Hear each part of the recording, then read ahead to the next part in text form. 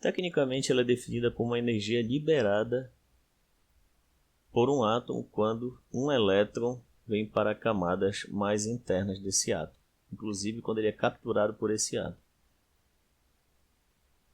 Só voltando, para que ninguém se perca, a eletroafinidade tem um comportamento contrário do tamanho do átomo. O tamanho do átomo aumenta de cima para baixo, da direita para a esquerda.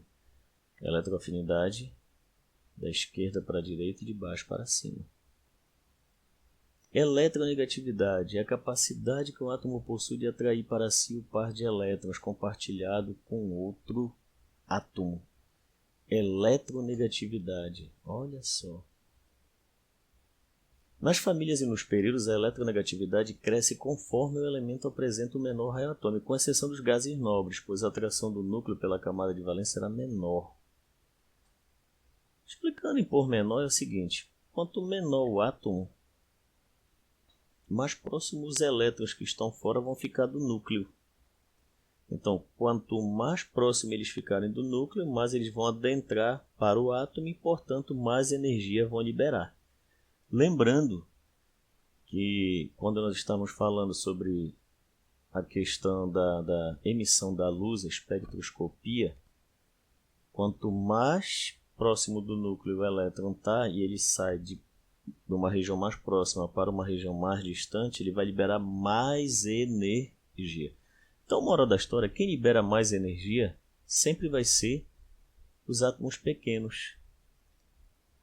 Mas a eletronegatividade ela é uma propriedade intrínseca de cada átomo. Está relacionada ao quê? A capacidade que o átomo possui para atrair para si o par de elétrons. Parece igual à eletroafinidade, mas não é. A eletroafinidade é uma energia liberada.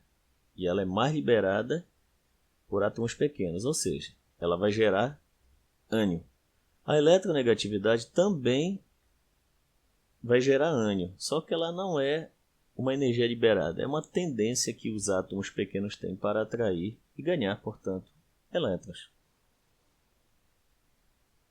A densidade ou massa específica, que é definida como a massa pelo volume. Essa propriedade apresenta uma variação crescente nos períodos, de tal forma a aumentar das laterais para o centro, no sentido de uma variação inversa ao volume atômico, e nas famílias cresce com um número atômico, pois ainda que ocorra aumento tanto da massa quanto do volume atômico, a variação da massa é maior que a do volume, e como a densidade, pela fórmula dada é inversamente proporcional ao volume, ela então aumenta. Espera aí, não entendeu nada, mas é aqui. Aqui é mais fácil nós olharmos na tabela.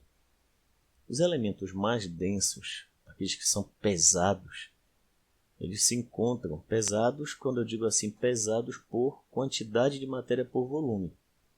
Por exemplo, se você pegar um pedaço de chumbo de 1 grama e medir a mesma quantidade de massa de isopor, você vai ter 1 grama de isopor, uma quantidade imensa de volume, comparado a 1 grama de chumbo. Ou seja, o chumbo retém mais matéria em menos volume do que o isopor.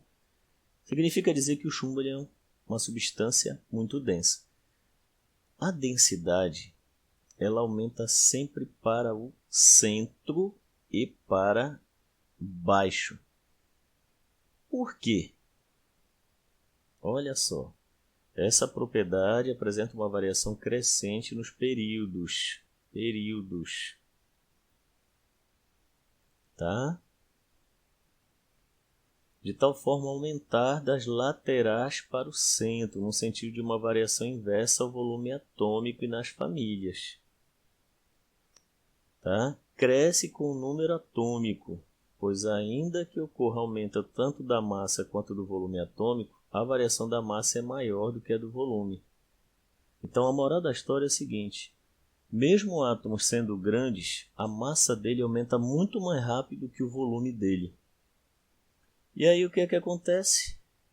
A densidade ela aumenta de cima para baixo nas famílias e da direita para o centro e esquerda para o centro nos períodos. Então, a justificativa é que a massa desses átomos aumenta muito mais rápido que o volume. Isso aqui é bom, interessante memorizar.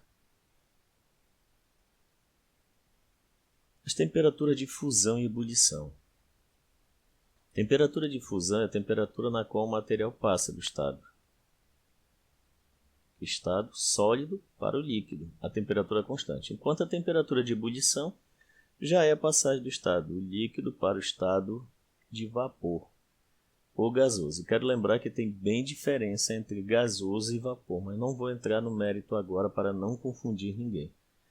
Essas duas propriedades apresentam crescimento das laterais para o centro e de cima para baixo, com exceção das famílias dos alcalinos e alcalino-terrosos. Se nós formos analisar, é igualzinho da densidade, o crescimento, sempre os que têm maior ponto de fusão e ebulição, que é um aquecimento na verdade, eles vão ter os maiores no centro e embaixo, tal como na densidade. Porém, existe um comportamento inverso ao dos metais alcalinos. Inclusive, pessoal, uma coisa que é interessante é que o sódio, por exemplo, não se pode segurar o sódio que está por aqui.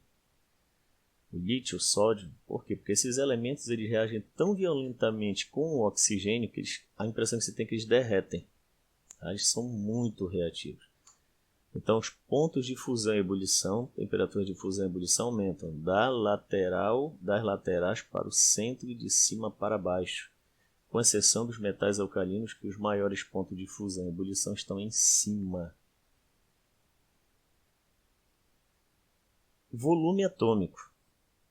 É o volume ocupado por um mol de átomos. O que é um mol? É um assunto que vai ser estudado no final do primeiro ano por alguns professores que ensinam um pouco de grandezas químicas, mas tecnicamente é do segundo ano do ensino médio. O mol é um número chamado número de Avogadro. Aproximadamente equivale a 602 hectilhões de átomos, todos juntos para formar o que nós chamamos de um mol. Mas a gente vai ver mais adiante.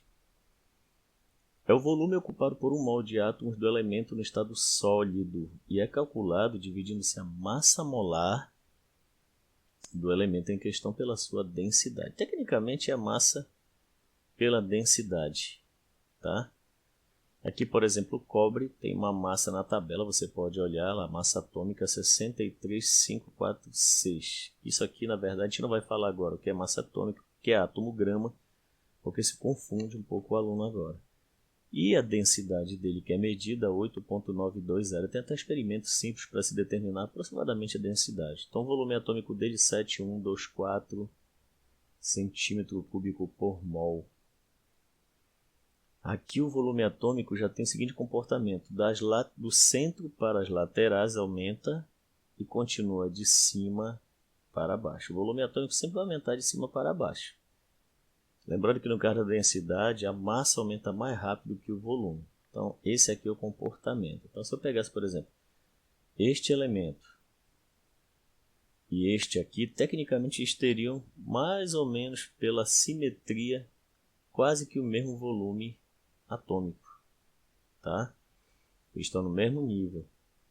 Se eu pegasse, por exemplo, este e este outro aqui, o volume atômico maior seria do que está embaixo. Tá? E assim vai. Temos que pegar aqui e tentar memorizar. Então, o volume atômico ele aumenta do centro para as laterais de cima para baixo. A densidade já é o contrário, né? Só mantendo a questão do comportamento nos períodos. Vamos voltar só um pouquinho em relação à densidade.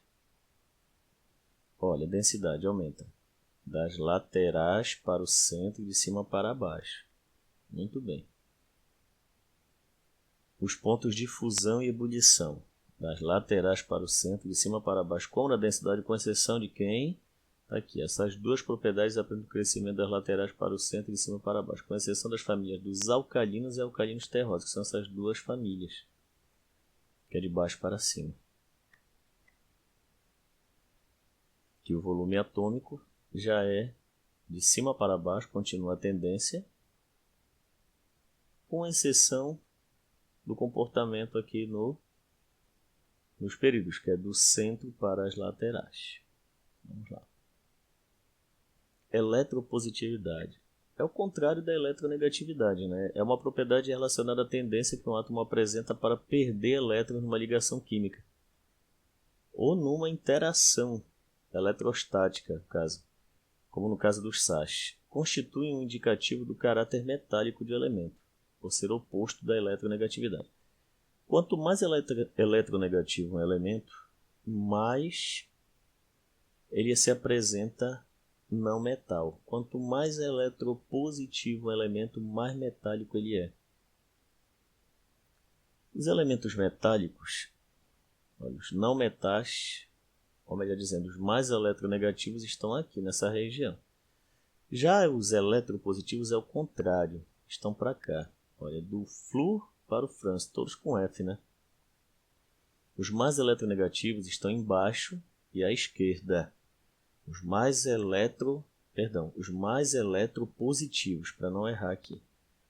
Os mais eletropositivos estão embaixo e à esquerda, e os mais eletronegativos estão em cima e à direita. Então, só voltando, os mais eletropositivos estão embaixo e à esquerda, e os mais eletronegativos estão em cima e à direita. Continuando. Proposta de experimento para determinação de densidade de metais e líquidos. Tem aqui uma descrição. Na verdade, o experimento ele se dá da seguinte forma.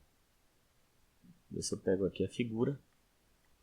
Estou aqui para um líquido. Isso aqui é um balãozinho volumétrico. Alguns usam também piquinômetro, mas tecnicamente você poderia usar um balão volumétrico.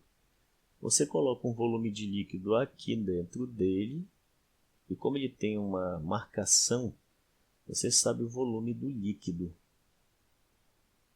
Aí você, claro, você vai medir primeiro a massa do frasco. A massa do frasco. E depois a massa do frasco com o líquido na balança analítica ou numa balança de precisão.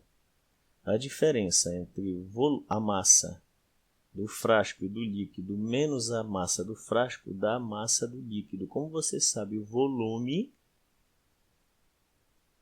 basta pegar e dividir massa pelo volume e você acha a densidade, que é o que está escrito aqui na explicação todinha.